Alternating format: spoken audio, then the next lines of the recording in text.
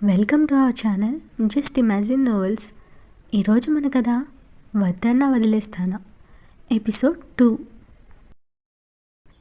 రిజిస్టర్లో సైన్ చేసి క్లాస్కి వెళుతున్న శివానీని పిలిచాడు ప్యూన్. శివానీ మేడం, మిమ్మల్ని ప్రిన్సిపల్ సార్ పిలుస్తున్నారు అని వినయంగా చెప్పాడు అతడు. అది విని శివానీ తల ఊపి, మీరా, నువ్వు క్లాస్కి వెళ్ళు, ఏంటో నేను మాట్లాడేసి వస్తాను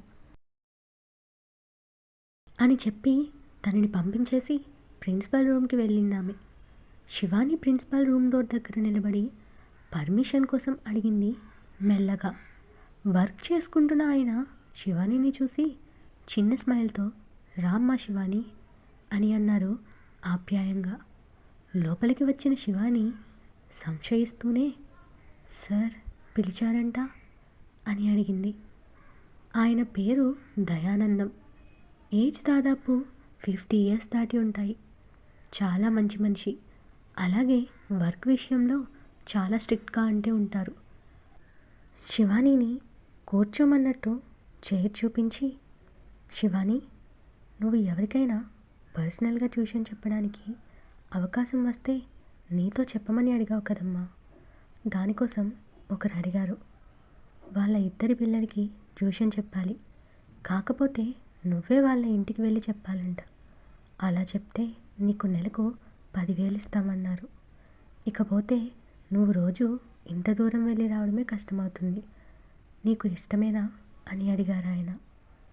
శివాని ఆ మాటకి మనసులో 10,000, ఇప్పుడు నాకు జీతంగా వచ్చేది 10,000, అది దేనికి చాలడం లేదు అనుకుని ఆయన వైపు చూసి, నాకు ఉన్న ప్రాబ్లం మీకు తెలుసు కదా సార్, ఇంటి రెంట్ కూడా సరిగ్గా కట్టలేని స్థితి. నాకు ఉన్న చదువుకు ఇదే ఆధారం. అంత దూరం నాకేమీ ప్రాబ్లం కాదు సార్.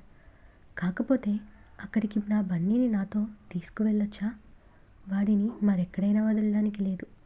ఎందుకంటే నాకంటూ ఎవరూ లేరని కూడా మీకు తెలుసు కదా సార్ అన్నది శివాని. నీ పరిస్థితి నాకు తెలుసు కదమ్మా. అందుకే వాళ్ళకి నీ గురించి పూర్తిగా చెప్పాను. బాబుని తీసుకుని వెళ్ళడం వల్ల వాళ్ళు ఏం అభ్యంతరం చెప్పరు. కానీ అని చెప్పడం ఆపిన ఆయన చూసి, ఏమైనా ప్రాబ్లమా సార్ అని డిసప్పాయింట్ అవుతూ అడిగింది శివాని. ప్రాబ్లం అంటే ఆ పిల్లలకి చదువు అంటే అంతగా ఇష్టం లేదంట. ట్యూషన్ చెప్పడానికి ఎందరిని తీసుకొచ్చినా ఆ పిల్లలు 4 రోజులకే వాళ్ళని ఎలాగోలా భయపెట్టి తరిమేస్తున్నారంట. నువ్వు కనుక వాళ్ళని ఒప్పించగలిగితే నీకున్న మనీ ప్రాబ్లమ్స్ తీరిపోతాయి శివాని అని నమ్మకంగా చెప్పాడాయన. దాంతో శివాని ఆలోచిస్తూ మనసులో, ఒంటరి ఆడదానిగా లైఫ్ని లీడ్ చేయడం ఎంత కష్టమో నాకు మాత్రమే తెలుసు. నేను నా బన్నీ ఉండడానికి ఇల్లు, తినడానికి సరైన ఫుడ్ దొరకాలన్నా గౌరవంగా ఎవరితోనూ వేలు పెట్టి చూపించుకోకూడదు అనుకుంటే దీన్ని కష్టం అనుకోకూడదు. అయినా ఇలాంటివి కష్టం అనుకుంటే ఇన్నేళ్ళు నా బిడ్డని పెంచలేను కదా అనుకుని నిట్టూర్చి ప్రిన్సిపల్ వైపు చూసి, నేను వాళ్ళని మేనేజ్ చేస్తాను సార్ అంది శివాని కాన్ఫిడెంట్గా. Okay Shivani, all the best. నీ ఓపిక గురించి నాకు తెలుసు. అందుకే వాళ్ళకి నీ గురించి అన్నీ చెప్పానమ్మా. ఇదిగో ఇదే వాళ్ళ అడ్రస్ అని ఓ విజిటింగ్ కార్డ్ ఇచ్చారు. ఈరోజే వెళ్ళి వాళ్ళని కలువు శివాని. నేను వాళ్ళకి నీ గురించి ఫోన్ చేసి చెప్తాను. దేవ్ ఇండస్ట్రీస్ తెలుసు కదమ్మా, వాళ్ళే నీకు ఆఫర్ ఇచ్చింది. ఆయన పేరు ప్రతాప్ దేవ్ అన్నారు దయానందం. ఆ పేరు వినగానే శివాని టెన్షన్ ఫీల్ అవుతూ, సార్ అంత పెద్దవాళ్ళ ఇంటికా అని అడిగిందామె. భయపడకు శివాని, అందరిలా డబ్బున్నా గర్వం వాళ్ళకి లేదు. ఆయన చాలా మంచి మనిషి.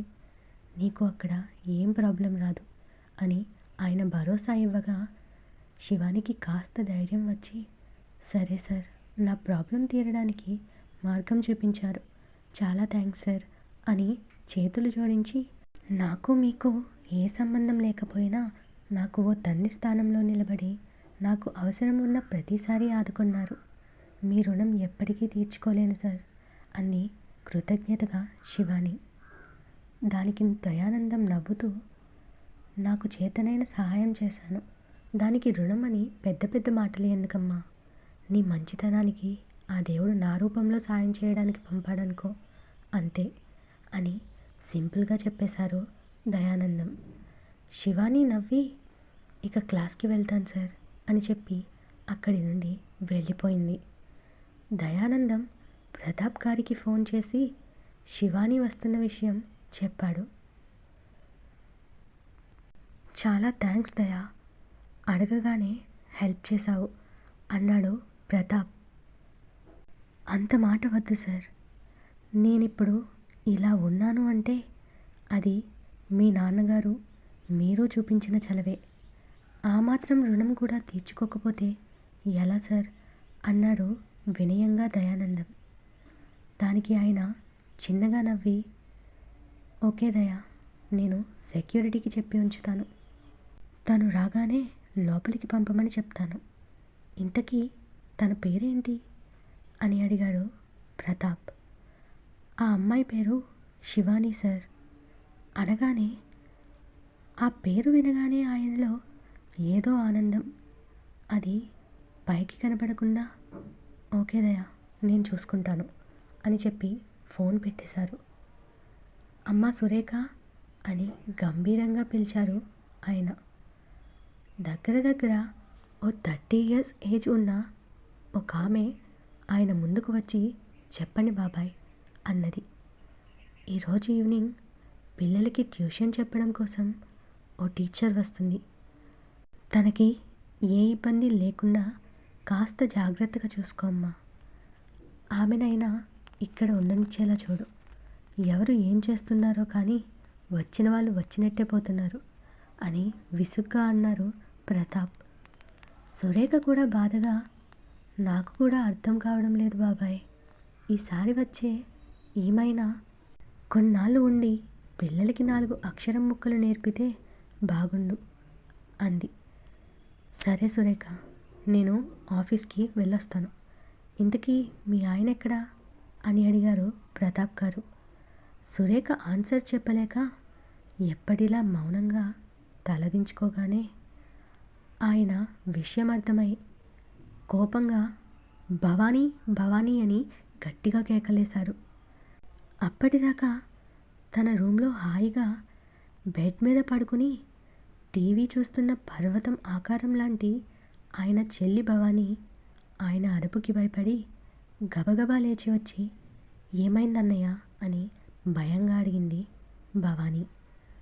చెల్లిని కోపంగా చూస్తూ, నీ కొడుకు ఇలా ఇల్లు భార్య పిల్లలు అని పట్టించుకోకుండా ఊరి మీద పడి తిరుగుతుంటే దండించి దారిలో పెట్టకుండా వాడిని అలా గాలికి వదిలేసి నువ్వేం చేస్తున్నావు భవానీ అని అడిగారాయన.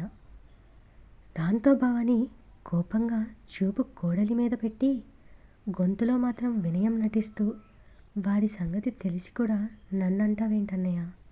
నా మాట వినడం లేదనే కదా భార్య చెప్తే అయినా వింటాడని దీన్నిచ్చి పెళ్లి చేసింది.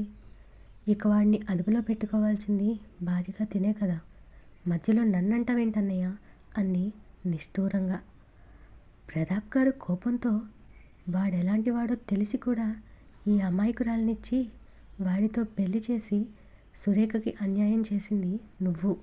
మళ్ళీ ఎలా తనని అనగలుగుతున్నావు భవానీ? వాడిని చిన్నప్పటి నుండి తల్లిగా అదుపు చేయలేక వదిలేసి ఇప్పుడు నిన్న తన మీద వేస్తావా? మొక్కగా ఉన్నప్పుడు వంగనిది మానయ్యాక వంగుతుందా?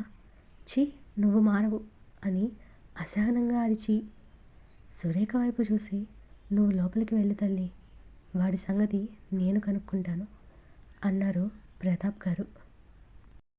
సురేఖకి ఇదంతా ఎప్పుడూ జరిగేదే కాబట్టి భారమైన మనసుతో మౌనంగా తన రూమ్కి వెళ్ళిపోయింది సురేఖ. అప్పుడే నాన్న అంటూ ఓ అమ్మాయి వచ్చి ప్రతాప్ గారిని సైడ్ హగ్ చేసుకుని, నాన్న మీరిలా అరిచి బీపీ పెంచుకోకండి, రండి మీరు టిఫిన్ చేసి మందులు వేసుకోవాలి కదా అంది అతని చేయి చుట్టుకుంటూ. ఆయన ఆప్యాయంగా కూతురి తలనిమిరి, నాకు ఆకలిగా లేదు స్నేహ, నువ్వు తిను బంగారం అన్నారు. నాన్న ప్లీజ్ నా కోసం అని క్యూట్గా రిక్వెస్ట్ చేసి బలవంతంగా ఆయన టిఫిన్ తినేలా చేసి టాబ్లెట్స్ ఇచ్చింది స్నేహ. స్నేహ, నువ్వు జాబ్ చేస్తానని ఏదో కంపెనీకి జాబ్ అప్లై చేశానన్నావు కదా, ఏమైందిరా అని అడిగారు ఆయన.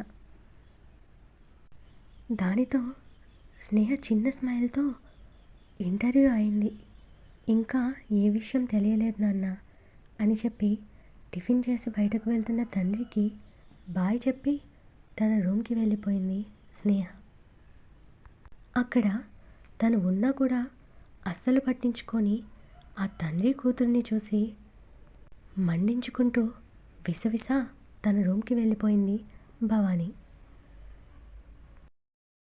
ఈ స్నేహ కనుక నా కొడుకుకి భార్య అయి ఉంటే దాన్ని నా కాలి కింద చెప్పులా చేసి తొక్కేసేదాన్ని. నా కొడుకు కంటే 10 ఏళ్ళు చిన్నపిల్ల అవ్వడంతో తప్పించుకుంది అని కసిగా స్నేహని తిట్టుకుంటూ కొడుకు వాసుకి ఫోన్ చేసింది భవానీ. తెల్లవార్లు తాగి గర్ల్స్తో ఎంజాయ్ చేసి హోటల్ రూమ్లో ఇంకా మత్తుగా నిద్రపోతున్న వాసు ఫోన్ రింగ్ అవుతున్నా రెస్పాండ్ అవ్వకుండా దున్నపోతులా నిద్రపోతుంటాడు. ఇతనే భవానీ కొడుకు సురేఖ భర్త. ఇతనికి లేని అలవాటు లేదు. మేనమామ ఇంట్లో ఉంటూ ఆయన కంపెనీలో పేరుకే జాబ్ చేస్తున్నాడు. కానీ ఎప్పుడూ బయట అడ్డమైన తిరుగులతో టైంపాస్ చేస్తూ ఉంటాడు. ఎన్నిసార్లు ఫోన్ చేస్తున్నా ఫోన్ తీయని కొడుకు తీరుకు తిట్టుకుంటూ, చిచ్చి వీడొకడు, పనికొచ్చే పని ఏదీ చేయడు, వీడు తిరిగి నాకు తిట్లు తినిపిస్తూ ఉంటాడు, ఇంటికి రారా నీ పని చెప్తాను అని విసుగ్గా ఫోన్ పెట్టేసింది భవానీ. శివాని బన్నీతో కలిసి ప్రిన్సిపాల్ ఇచ్చిన అడ్రస్కి వెళ్ళడానికి ఈవినింగ్ ఆ రూట్లో వెళ్ళే సిటీ బస్ ఎక్కింది. ఈవినింగ్ టైం కావడంతో బస్లో జనాలు విపరీతంగా ఉండి ఒకరికొకరు అతుక్కున్నట్టు నిలబడాల్సిన పరిస్థితి. బన్నీని ఎక్కడ నలిపేస్తారో అని వాడిని ఎత్తుకుని చిన్న స్పేస్లో నిలబడింది శివాని. ఒకడు శివాని వెనకే బస్ ఎక్కి కావాలనే తన వెనకే నిలబడి అవకాశం వచ్చినప్పుడల్లా మీద పడుతూ తన నడుముని తాకడానికి ట్రై చేస్తుంటాడు. శివాని వాడి టచ్కి ఇరిటేటింగ్గా ఫీల్ అవుతూ కోపంగా వెనక్కి తిరిగి చూసింది. కానీ వాడు అవేమీ పట్టనట్టు తనని అలాగే టచ్ చేయడం గమనించిన బన్నీ తల్లి దగ్గర ఉన్న తన బ్యాగ్ జిప్ తీసి అందులో నుండి కంపాస్ తీసుకుని షార్ప్గా ఉన్న దాని మొనతో వాడు తన తల్లిని టచ్ చేసే టైంలో వాడికి శివానికి మధ్యలో దాన్ని పెట్టాడు. తన మీద పడాలని చూసిన వాడికి కసుక్కున తన పొట్టలో దిగబోయింది అది. వాడికి అది గుచ్చుకోగానే వాడు నొప్పికి విలవిలలాడుతుంటే బన్నీ పొగరుగా నవ్వి కోపంగా వాడికి చేతిలోని కంపాస్ చూపిస్తూ సైగతో చంపేస్తా అని వార్నింగ్ ఇచ్చాడు బన్నీ. వాడు నొప్పితో అరవాలని ఉన్నా అరవలేని పరిస్థితి. ఎవరైనా ఏమైందని అడిగితే ఓ పిల్లవాడు తనని పొడిచాడంటే పరువు పోతుందని తేలుకొట్టిన దొంగల నోరు మూసుకుని బన్నీ కోపం చూసి భయపడి బస్తీకి పారిపోయాడు. వాడు వెళ్ళిపోవడం మాత్రమే తెలిసి శివాని అమ్మయ్య ఓ దరిద్రం వదిలింది అనుకుని హాయిగా ఊపిరి తీసుకుంది. వెంటనే తను రావాల్సిన స్టాప్ రాగానే కష్టంగా బస్ దిగి బన్నీ చేయబట్టుకుని నడుస్తూ ఆ ఏరియాలోని పెద్ద పెద్ద బిల్డింగ్లను చూస్తూ అబ్బా ఎంత డబ్బుంటే ఇంతింత పెద్దవి కడతారు, పోనీ అక్కడ ఏమైనా 10 మంది ఉంటారా అంటే సొంత మనుషులు తక్కువ పని మనుషులు ఎక్కువ ఉంటారు అనుకుని దేవ్ మ్యాన్షన్ ముందుకు రాగానే అడ్రస్ కరెక్టా కాదా అని చెక్ చేసుకుని అక్కడ ఉన్న సెక్యూరిటీ దగ్గరకు వెళ్ళి అన్నా ఇది దేవ్ అదే ప్రతాప్ దేవ్ గారి ఇల్లే కదా అని అడిగింది శివాని. దానికైనా అవునమ్మా, ఇంతకీ నువ్వెవరి కోసం వచ్చావు అని సెక్యూరిటీ అడగగానే నేను వాళ్ళ పిల్లలకి ట్యూషన్ చెప్పడానికి వచ్చిన టీచర్ని అంది శివాని. ఓ ఆ టీచర్ మీరేనా, మీ గురించి మా సార్ చెప్పారు, మీరు లోపలికి వెళ్ళండమ్మా అని గేట్ ఓపెన్ చేశాడు అతడు. ఆ గేట్ దాటి లోపలికి అడుగుపెట్టిన శివాని బన్నీ ఒకరినొకరు చూసుకున్నారు. అమ్మా, ఈ ఇల్లేంటి ఇంత పెద్దగా ఉంది అని బన్నీ ఆశ్చర్యంగా అడిగాడు. దానికి శివాని, ఇది ఇల్లు కాదు నాన్న, మ్యాన్షన్ లేదా బంగ్లా అంటారు.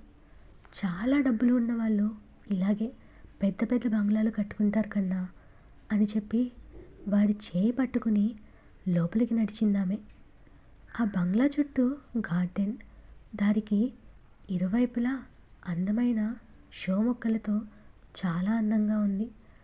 ఆ ఇంటి మెయిన్ డోర్ దగ్గర నిలబడి లోపల ఎవరైనా కనబడితే అడిగి వెళ్దామని నిలబడింది శివాని. పైన రూమ్లో ఉన్న పిల్లలకి పాలు తీసుకుని వెళ్ళిచ్చేసి మెట్లు దిగుతున్న సురేఖ గుమ్మం ముందు నిలబడి లోపలికి చూస్తున్న శివానీని చూసి, మీరు టీచర్ గారా అని స్మైల్తో డౌట్గా అడిగింది సురేఖ. ఆవిడ నవ్వు చూసి తను కూడా పలకరింపుగా నవ్వి, అవును మేడం, నా పేరు శివాని, వీడు మా అబ్బాయి అని బన్నీని చూపించింది శివాని.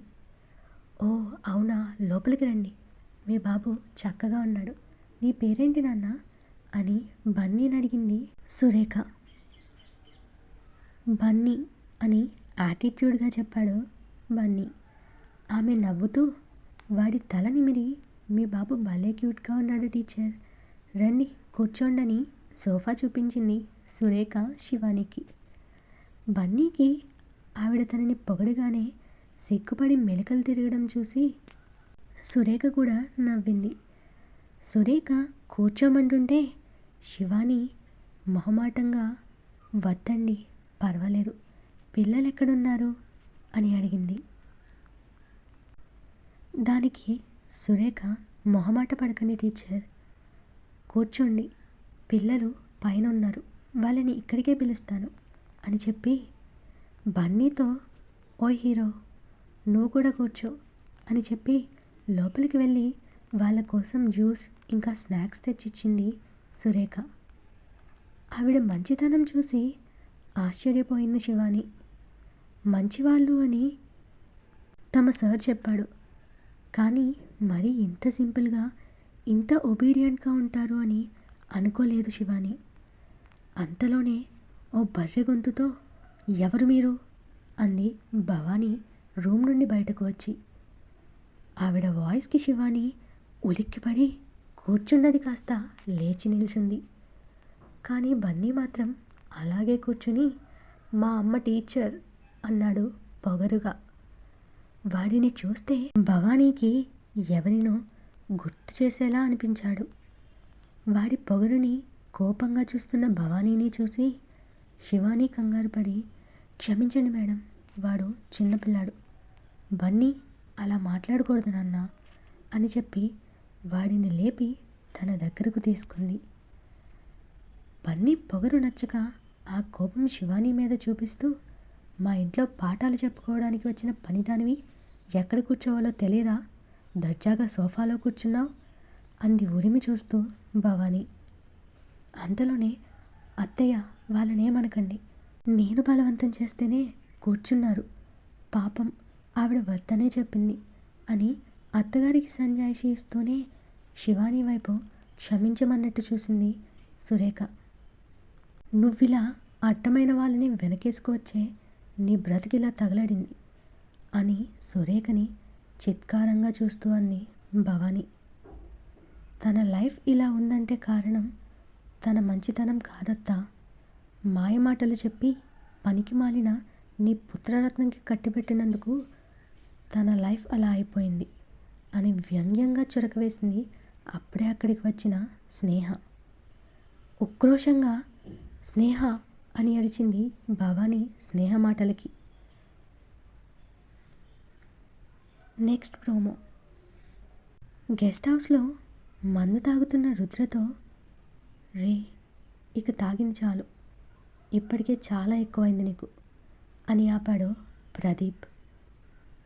రే నన్ను ఆపకురా అంటూ ఆ బాటిల్ కూడా ఫినిష్ చేసి, నా ఆనందం ఈ బీర్లోనే ఉందిరా, 4 ఏళ్ళుగా నాలో ఈ బాధ తీరడం లేదు, ఏం చేస్తే నాకు ఈ బాధ పోతుందిరా అన్నాడు రుద్ర మరింత బాధగా.